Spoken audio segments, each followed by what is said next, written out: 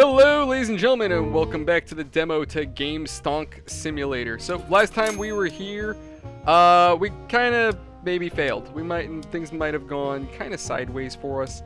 It didn't go great, but we are back to day 5, and hopefully I can go ahead and flip things around, because right now, economically speaking, we're not doing too swell, and I just need to make sure that we have stuff on the shelves. We are super low on money. I've got 5 days to make $2 grand, and me buying stuff actually does hurt the company apparently. So we got to make sure that we hit that 2K. I could probably buy, shelves exclusively for like Xbox and PlayStation and stuff like that, and then use the retro shelves for like hardware, like consoles and stuff. But I really just don't have the money to be playing around with stuff like that right now, because I need to balance income versus items. I'm sorry, I had a major brain fart there for a minute. But I did expand the store, and we now have a little bit more space to play with. My idea is that hopefully if someone tries to steal, I can just kind of zero them right now. Oh, you like that? Case in point. Case in point. Son of a bitch. And I made 50 bucks. Look at all this. Look at this asshole. Stealing all my crap. Jerk. Alright. Well, at least you decided to pay for it. But anyway, last time we were here, I did mention that I would tell you guys a story about one of my coworkers. There was this girl who I just fucked up and gave the wrong change. Anyway. She had a bad habit of just doing whatever the hell she wanted. She didn't like to, she didn't like to really read into things the way she should. Like, for example, she tried to do a return from, like, 2 or 3 years ago. Like, I think the receipt said 2017, and at the time it was, like, 2020 when we were working together. No, I'm sorry, it was, like, 23, I want to say. But, yeah, she had a receipt from 2017, and I'm like, why are you trying to do this return right now? And she's like, well, I didn't think it mattered. I'm like, you're out of your mind. Long story short, because of her making mistakes, she cost the store, I think, a good $300-400 in losses, about. Just because she would make simple mistakes that she really shouldn't be making. And I remember telling her, I'm like, look, I understand you're under a lot of stress, and I'm sorry, but I do think you should be on the register more so you can get practice. That's all I told. And she flipped out, didn't like that, got mad at me. So I was like, alright, whatever. She did everything she could to avoid me. And the weird thing is, too, my boss was blaming me for it, like I'm the asshole for talking to her. And I'm like, look, I'm just trying to make sure that this girl is up to snuff, that she's ready for the job, you son of a bitch. Anyway.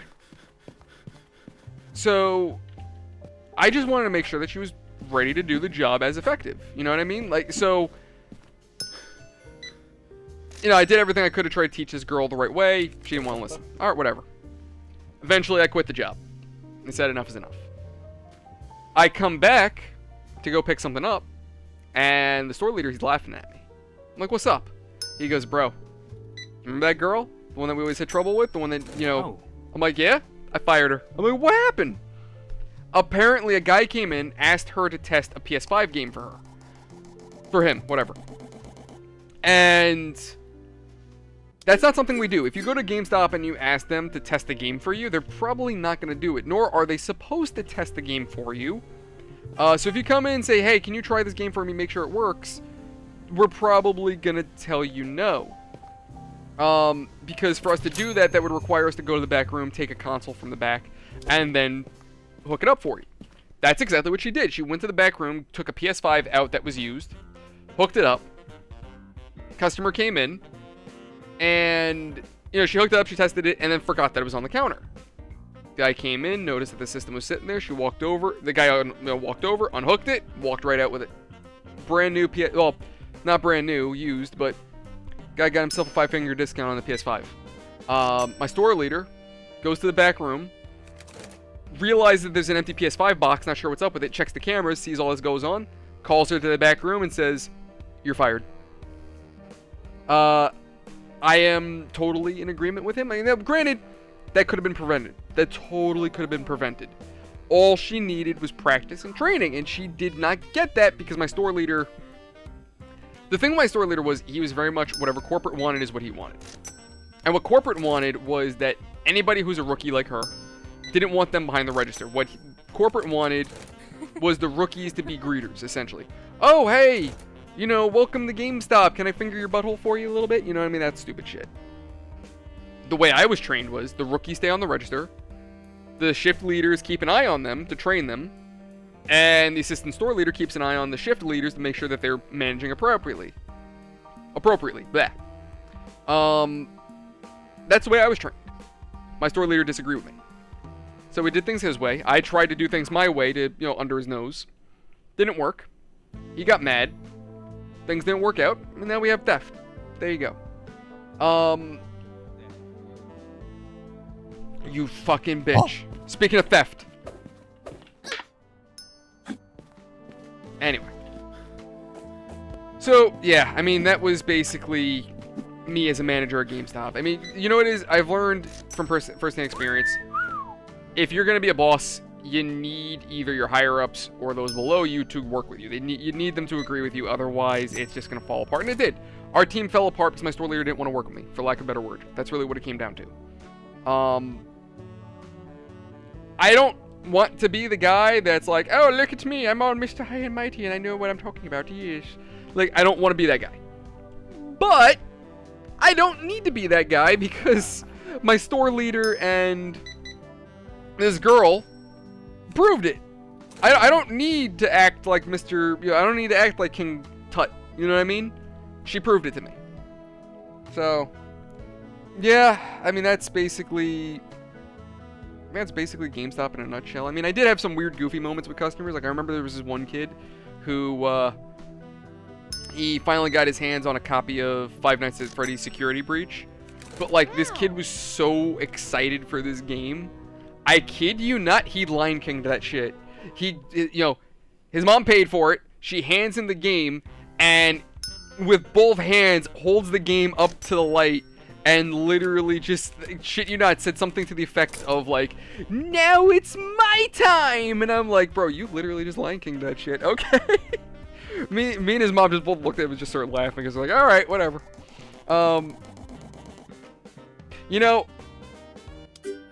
I give the kid credit for having that childhood level of enjoyment. To be able to be so excited for something.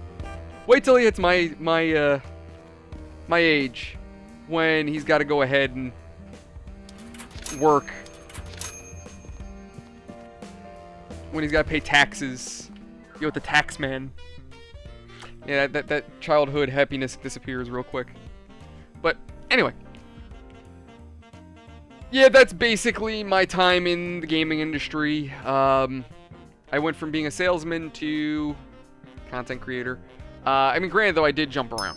I went from GameStop, I did Staples, I did Verizon. Lord help me, Jesus, that was a nightmare.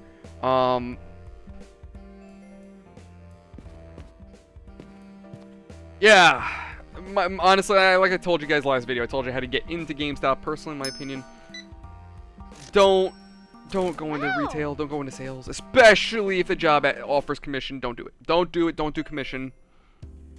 If you love your sanity, don't work commission. I promise you, don't do it. It's just such a miserable line of work. It's stressful. It really is demoralizing, especially when you have a store leader that's constantly on your ass for things you really can't control. Like, in my experience, something that like, the companies always tell you to sell stuff that nobody wants. That's the mind-boggling thing. It's crap nobody wants. Like, I would have customers, as of recent Verizon, they would come in looking for smartphones. Do you guys want internet? We already have internet. But do you want our internet? We already have your internet. Does your family have internet? I don't know. Call your grandma and see if she wants to sign up right now. Like, no, shit you not. We would have to pull that kind of crap. It was, yeah. I remember explicitly my store leader saying, you're not selling to the customer, you're selling to their family. I kid you not. That was actually what I was told. Yeah, it was really bad. I know also, too, GameStop was doing something with now trading cards that you can buy and sell trading cards from them. Like, explicit. Like, again, I said this last episode. GameStop is the cockroach that won't die. They are the retail cockroach. There is nothing that will kill GameStop. If they have to get into pornography, they will get into it. If they have to get into drugs, they will get into it. If GameStop can invest in the pharmaceutical industry, they will do that. I swear on my life, they will do it. If it will get them somewhere, they will do it. It's insane. But, I mean, yeah, what would I say? Worst job I ever worked definitely was Verizon. Without a doubt. Without a doubt. The worst job. Never. Honestly, again, because I have younger guys asking me, hey, where do I go for work? How do I start up how do I get a job?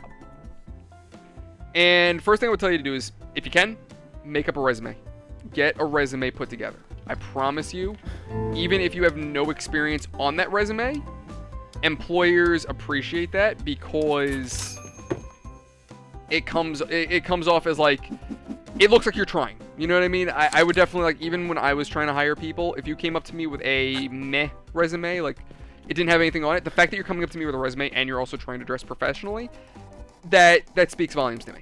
So, I would definitely say if you are trying to, what's the word? If you're trying to get a job, resume, definitely what you want. Get a resume together.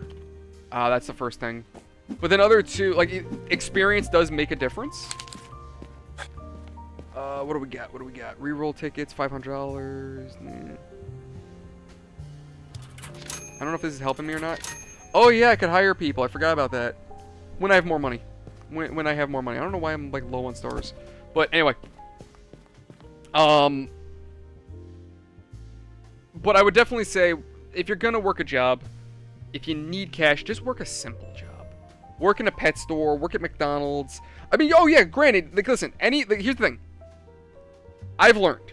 I've jumped industries. I've went from pet care, I've gone to tech, I've gone to sales, wireless, gaming. I've bounced around. And I'm going to tell you that, I've even done Skechers. I've done Skechers too. And the jobs that do offer you commission, Verizon and Skechers, they offer commission. Skechers commission is a joke. It's nothing. I think it was like pennies on the dollar, to be honest with you, if memory serves me right. But again, it was nothing. Their commission. Verizon commission, like, half your paycheck is commission, which that's miserable. So don't do that. If you are looking for work, don't go to wireless. Don't work for wireless. Don't work for T-Mobile, AT&T. Do not work for these companies. You are going to hate your life. Pet care can be okay. I mean, granted, you deal with crazy pet ladies. Sometimes you'll deal with douchebags that act like their pet is more important than everybody else. You'll have customers that are blatantly careless. Like, I've had customers that, like, we were closed already, and they're banging on the door. Oh, I need cat food.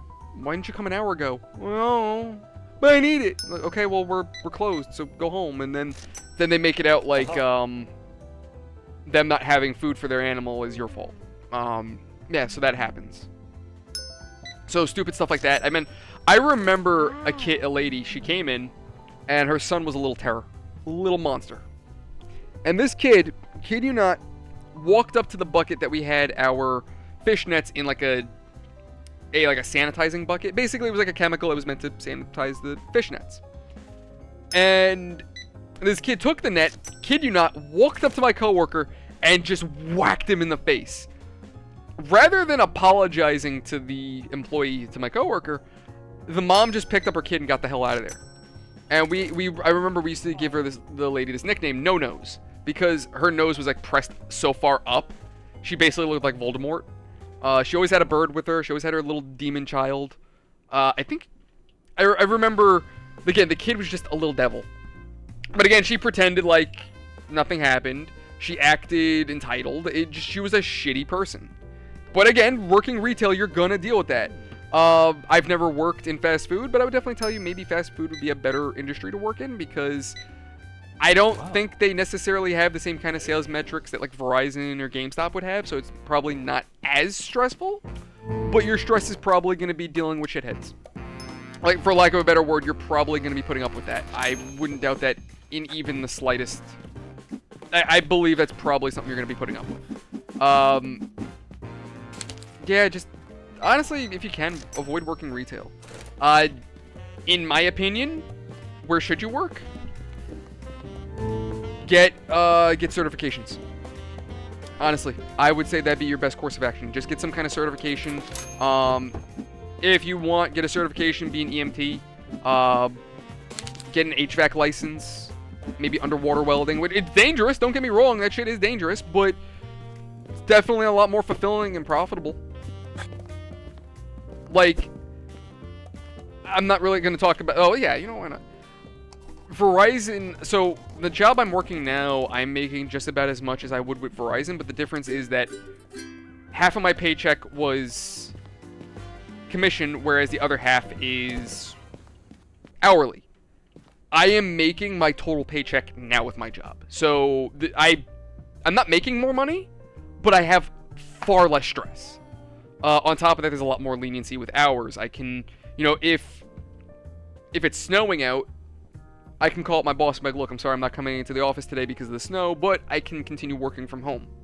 They want, like, even though in a weird way, like, I could just say screw it and work from home technically. Like, in the grand scheme of things, our company could very easily say, look, you guys don't have to come to the office, just make sure you're working from home and getting shit done and you're not keeping people waiting. We could totally, in the grand scheme of things, we could do that. My boss just doesn't want us doing that. He wants us to work from home if we have to. So... say COVID were to kick off again and becomes a big serious threat again, right? We could very easily work from home, no problem. If I'm sick and I'm under the weather, again, I can work from home. If it's a bad storm out, I can work from home still. So my job has a lot more leniencies than my previous jobs ever did. So, and that's all thanks to me having a license. It was a weird way of me getting this job too, honestly. Like, I'm licensed in New York to be an HVAC engineer, but I didn't get hired to be HVAC. I got hired basically to be a white collar desk guy. A lot of my work involves them sending me information on jobs that we're currently working, that our engineers are working on, and I have to file up a proposal. So, say it's a curb removal and repair. I have to put down that, okay, it's, you know, 3 guys working, it's 2 carpenters and a laborer. These are the rates that they work at. This is the cost of materials. Mark it up 30% for our company. And there you go. This is what the customer's going to pay. That's what I do. And then I have to put down scope of work. Okay, so in summary, curb work. What's the detail? Employees are expected to break it up, throw it away, clean it, apply new work, and call it a day. And that's the short and sweet of it. Though sometimes with my job, I do have scavenger hunts with information, which is kind of annoying. Like, oh, hey, here, make a proposal. This is just cost of materials. What do you want me to do with this? I don't know. What am I doing with this? What's the work? Who am I working for? What is this? So it can be annoying. It can definitely it can be an annoying job at times. I definitely wouldn't give it up for anything though. Right now, it's far less stressful. It's very accommodating. I don't really know much about the benefits. That's the only thing that concerns me, healthcare. I don't know what my health insurance is going to look like, and that's the thing that scares me. Because I do feel like, depending on what they're going to tell me, because I want to say when it comes down to health insurance, they're going to be like, all right, cool, we're going to take X amount out of your paycheck, and that can honestly hurt me. So I don't really know what that's going to look like, because right now I'm losing my health insurance, which really sucks, but it is what it is. Probably by the time this video releases, I'm gonna probably already either be with the company's health insurance, or I'm gonna have figured out my own. But yeah, it's not fun. Oh great, we have a new release today, and I don't have money. I can't afford it. Shit, I can't afford it. Can you sell me one?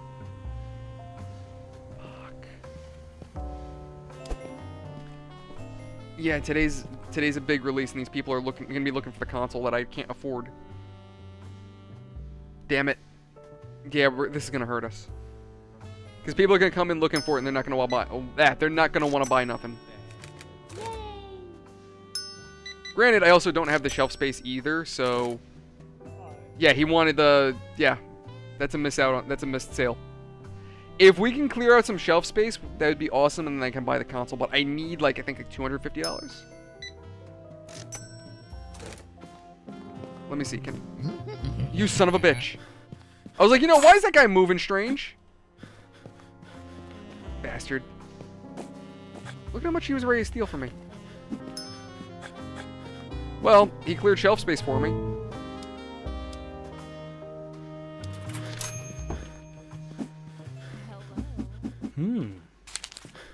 That guy just instantly picked up the systems. I think he did. But yeah, without a doubt, don't work retail. If you can avoid it, if you have to get a job, if you need a job, work a simple retail job. Like the first thing I would ask is going to an interview, ask what the pay is like. That's the first thing I would say. Like, what am I expected for pay? And if they tell you commission, let me get back to you. Honestly, don't do commission jobs. It's demoralizing. If they ask you about sales figures again, or I'm sorry, if they're expecting sales, like, oh, hey, we expect you to sell on these percentages, and dude, don't stress yourself. That's my advice. If you can, go to trade school. Go to trade school. It's expensive up front. That's the only thing that sucks. It is an upfront expense. Like, for me, I think I had to drop like $5,000. But in the long run of it, it basically just opened up the potential for more jobs for me. So, on one hand, yeah, it kind of sucks. On the other hand, it's, you for lack of a better word, you're investing in yourself. That's really what it is. You're investing in yourself, and honestly, there's nothing wrong with that. Yeah, just don't work retail if you can, motherfucker. Why did you sound like a man? She had a big old penis. All right. Anyway. Wow. But yeah, that was basically my life in retail. My new job is, like I said, far better than what I used to do. A lot less bullshit, a lot less nonsense than I have to put up with nowadays, which is so thankful. And now, on top of that too, because the way my job is, because we're 9 to 5, I can almost guarantee that I'm always going to be recording and streaming. I get the weekends off, which is fucking awesome. And that's what I'm saying. Like, honestly, even if, it opens, licenses opens doors. That's really what it is. That's the way you should look at it. That's my advice. Other than that, I guess news for the channel. I am working on an expansion. I am working on expanding the channel right now. I'm working on it right now, literally as we speak. I am looking to expand the channel into other platforms. So right now we are very heavy on YouTube. We do have a presence on Rumble and Odyssey. Oh, that's it? Looks like you finished day 15. That means you enjoyed your time with us. Show us your support. So I have to close the game? Alright, give me like 2 minutes. Let me reload. Okay, so when you go into Tycoon mode, it does restart as if, new deal. Alright, so we need a couple of these. So yeah, we're just going to do Tycoon mode now just for the rest of the video. But that's basically it until something new releases for the game. Like, until they either release the game fully or till, Oh.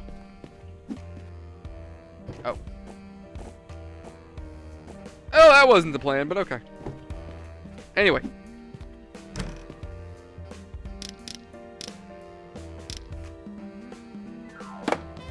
There we go. But yeah, that's really all there is for this game. But anyway, what I was getting at too. So yeah, we are expanding the channel. That is happening. We are currently in the process of expanding the channel. Ultimately, the goal is for us to grow. Now, why am I expanding? For one, it's just to have a bigger presence on the internet, more, get out to more people. That's for one. The other reason, too, is because when, you know, the channel does, you know, when the channel, I'm sorry. I'm stuttering over my words, and I apologize for that. If in the event YouTube decides to be a twat bag and come after me, or if, say... Actually, wait, didn't I have this the other way around? No, it was always like this. Okay. Say YouTube looks back at one of my old videos, like, hey, you can't post that. You're terminated. Goodbye, and they kill my channel off. I basically want to be unbannable, in a sense. So, YouTube can't affect Rumble, and Rumble can't affect YouTube. So, if I die on YouTube, I still have a presence on Rumble. If they burn our Discord, I want us to have, Gilded. And that's basically the idea. It's plan B. In the event that YouTube goes so horribly sideways that I lose this channel, I got plan B. That's the whole point. I am also planning on trying to turn one of my shit laptops into a server, so that way I can limitlessly stream on any platform I want. So the idea would be that I can max out my bandwidth, and I can stream onto Kick, Rumble, Odyssey, YouTube, Twitch. I can stream to all these platforms, and it doesn't punish my PC. Now, the only thing that I need to worry about is chat. That's the only demon that I have to contend with, because I'm already having some difficulties managing chat on YouTube and Twitch as it is. Because there are times where if chat's blowing up, I'm trying to respond to everybody, and I can't. So, I gotta figure that one out. That's really the hurdle that I'm on right now, is how do I keep up with all of my chats? So multi-streaming like that may not be a great thing. But at the same time, it would help the channel. So, different ideas that I'm playing around with. Definitely different ideas. Unless I do a different day, but that kind of hurts. So, like, basically another idea I could do is, like, Mondays it'll be Twitch, Tuesdays YouTube, Wednesdays Rumble, you know what I mean? I could do that. Not the most ideal way of doing it personally, not something that I would really particularly want to go with, but it's an idea that works at least. So again, it's an idea. Am I going to do that? Probably not. I just need time to actually put it together, because, like, I feel like I'm always in the middle of some kind of new project. I'm always in the middle of something else. There's always something new. If it's not YouTube stuff, it's something else. So, okay, what'd I get? Didn't that game just how are these releases? How are these retros? Some of these are, you know, I just thought of something.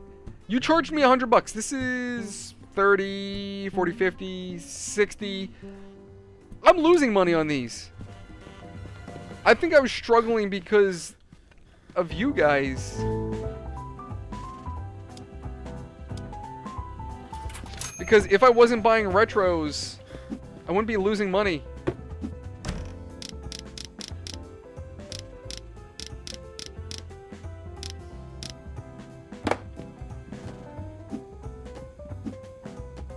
Alright, so so that's about 30, 50. Yeah, I'm losing money, so I spend $100 and I get shit. Yeah, no, that's not worth it. Oh, wait, shit.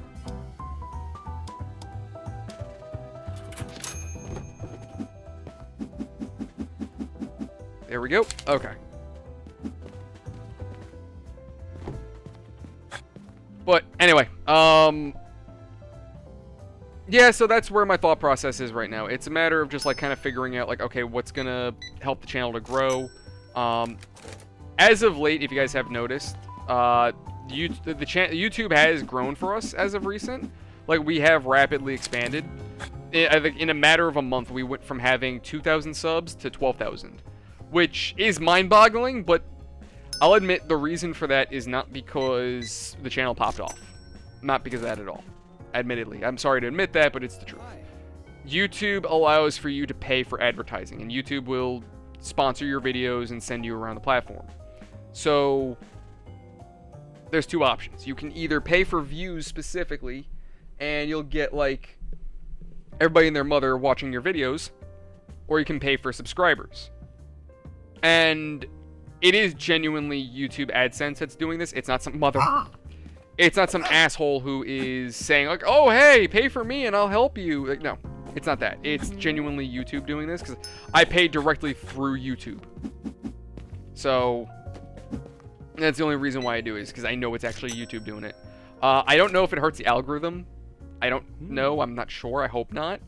But for the longest time, I was trying to expand our audience, and doing so, I'll tell you, the reality of it is, if I had the money to throw away real quick, like if I had an extra 20 bucks here, 20 bucks there, I would pay $20 per video that I was advertising.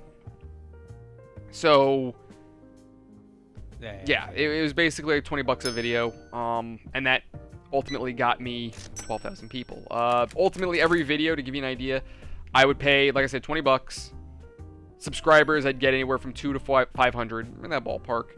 And views would be anywhere from 1,000 to 3,000 views. Alternatively, if I pay strictly for views, I think it gets me like 20,000 views, which is mind-boggling. But I only got like 2 or 3 subscribers out of that, so